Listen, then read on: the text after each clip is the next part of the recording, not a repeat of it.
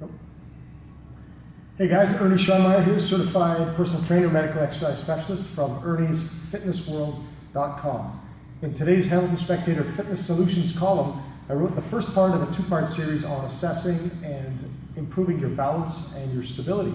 So I'm going to show you 5 assessments that I use with clients today, and depending on the fitness level, I'll kind of pick and choose which ones to use to help them to develop their plan and to get better at balancing and better at stabilizing their bodies.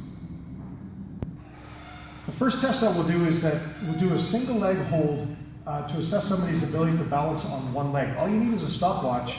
You're going to balance on one foot, set a timer, record how long you can hold on that leg until you have to touch the other foot to the ground. So if you just fell to the side, that would be your time. You'd repeat with the other leg, and if just for safety's sake, you might want to keep a chair nearby. So if you're balancing and you need to catch yourself, you can hold on, or you can put your hand to a wall.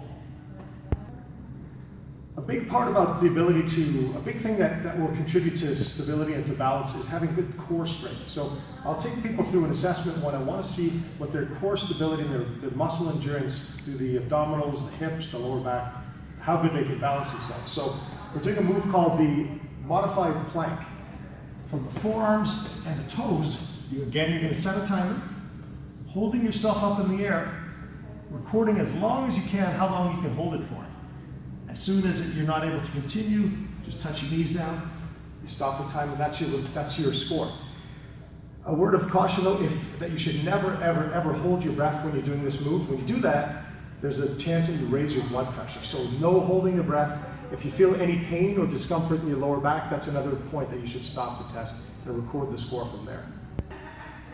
A more advanced version of the single leg hold where we're balancing on one foot is something that's called a single leg hold chair touch. So set up a chair in front of you. About 2 feet away from the chair, you're going to balance on one foot. We'll start with the left. Set your timer. You're going to go for 30 seconds this time. Record as many times as you can touch the chair with the right hand. So balance left foot, touch the right hand.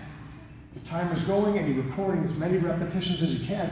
If you have to put your foot down to stabilize yourself, the time keeps going and you just continue on.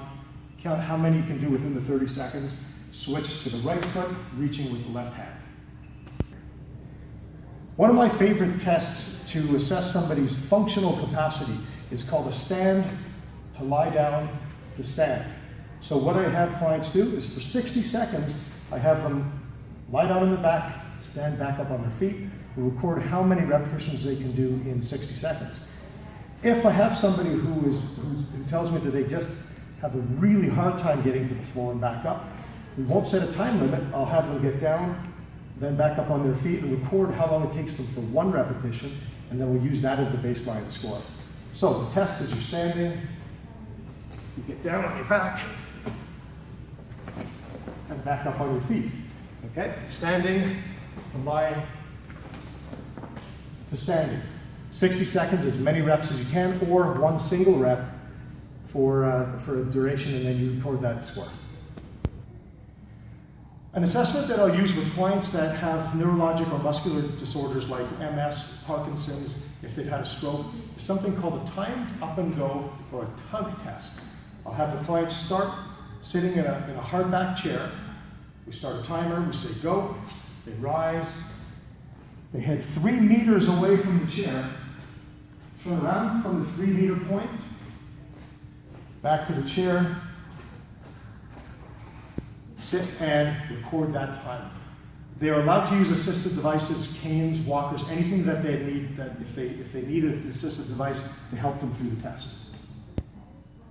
All right, so there's 5 assessments that you can use to check on how well you're balancing and stabilizing your core, your body, your ability to move through space.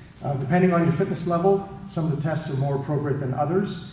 And use that as a baseline score to compare to later on after you've done some training. Okay, so check out erniesfitnessworld.com and make sure you check out part 2 of this series next week in the Hamilton Spectator on Wednesday in Fitness Solutions.